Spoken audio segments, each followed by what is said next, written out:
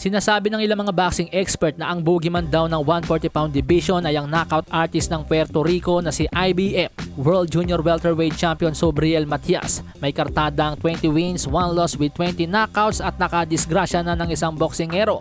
Pero sa naging panayam kay WBO and Ring Magazine Junior Welterweight Champion Teofimo Lopez, may kartadang 19 wins, 1 loss with 13 knockouts. Sa panayam sa kanya sa The Porter Way podcast ni Sean Porter, natanong siya tungkol kay Subriel Matias.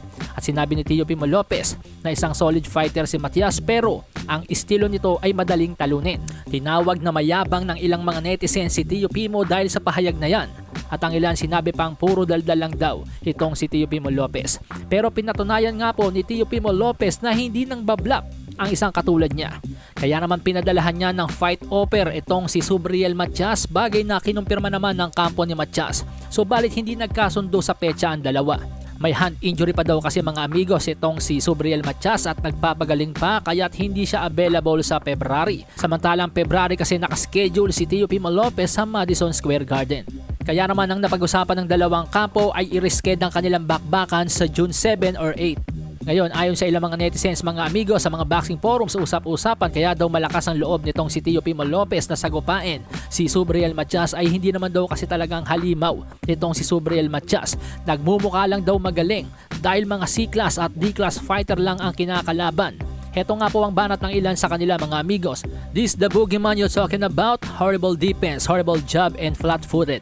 Tio and Deb have an easy time with this guy. B-level fighter fighting C and D-level fighters.